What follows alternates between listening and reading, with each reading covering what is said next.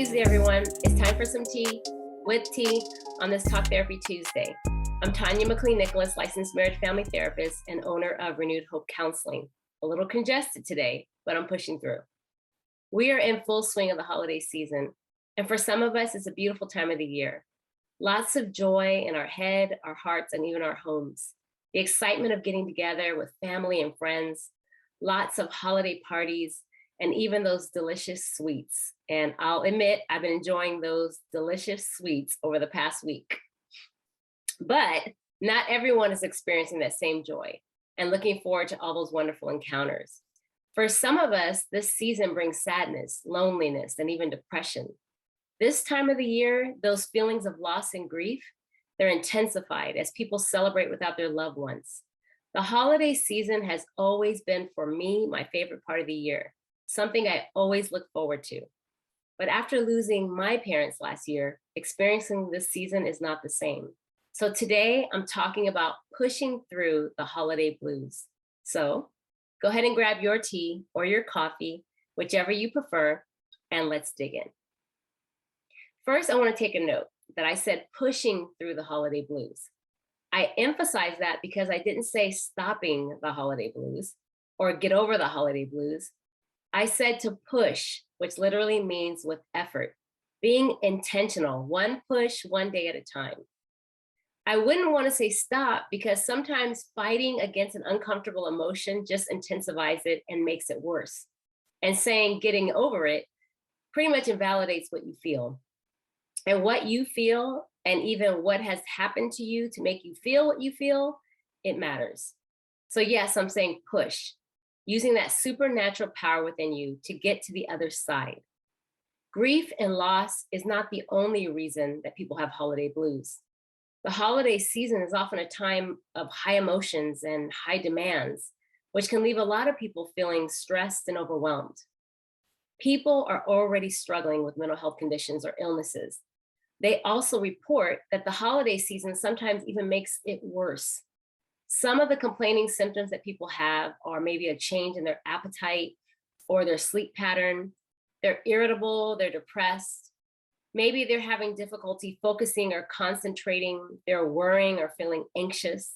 They walk away with feelings of worthlessness or that they're not deserving or just feelings of guilt.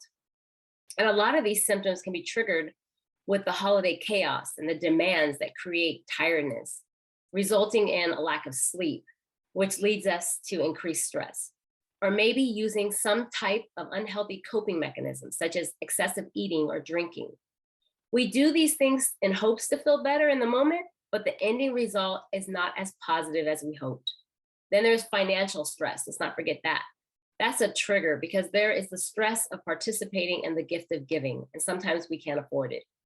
If there's isolation already or loneliness, because maybe you can't spend time with family or friends, COVID-19 still is very real, and it makes this an issue even in 2021.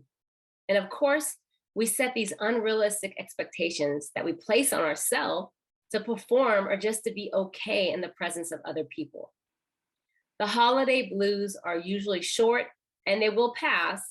However, if your symptoms are more intense and the duration is longer than the season, you definitely want to speak with a medical professional and see if further treatment or therapy is necessary.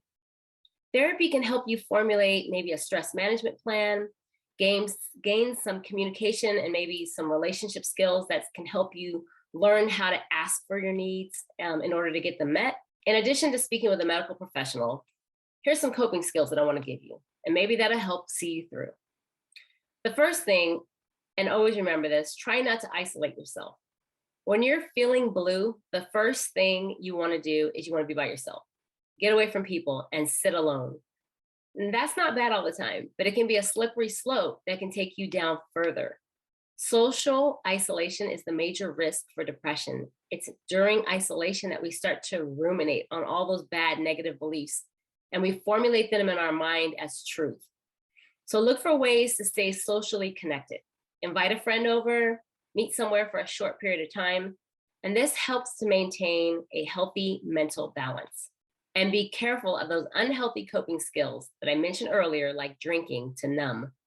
Alcohol is a depressant and can exacerbate any negative feelings and emotions that you may have. Avoid using it to deal with negative emotions. Avoid using any unhealthy coping skills like excessive eating, smoking, gambling, as a means of avoiding or numbing. And then, of course, there's keep moving. I say this all the time. I know it's difficult to keep exercising or have a routine every single day where you're exercising, but push yourself to just keep moving. Start a new home project, maybe something that can make you proud when you're done. Take a small walk outdoors. Remember, a walk a day, it will keep the sadness away. And make time for yourself. Tell yourself I'm going to set aside like 20 minutes, that's not a lot, to enjoy something that I love. Start listening to maybe some music, watch your favorite Netflix show. That might be longer than 20 minutes, but it's something. Enjoy a cup of coffee or make a Starbucks run and go get a Frappuccino. Color, draw, or just do nothing but breathe and enjoy. And then, of course, my favorite thing, understand the art of saying no. During the holidays, more people are asking for help. You're going to get requests from family, from friends, even people on the corner or in the front of the stores. The point is, put a cap on people making demands of your time and your resources. Everyone may be asking you to attend the holiday party or asking for small favors. Just know your limits and do not overextend.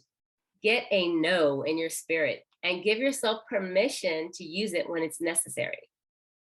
Holiday sadness can be something you've been dealing with for years, but it's important to notice the triggers and the duration of your sadness. If you notice that the duration of your symptoms are lasting longer or occurring more frequent, it's time to talk to a doctor or a health professional for help, because the best way to push through the holiday blues is by being proactive and taking the necessary steps to manage your emotions before your emotions ruin what joy you do have this holiday season. Well, that's it for today, but more to come. I hope you enjoyed your tea with tea on this Talk Therapy Tuesday. I'm Tanya McLean Nicholas, and I hope that you have a great day.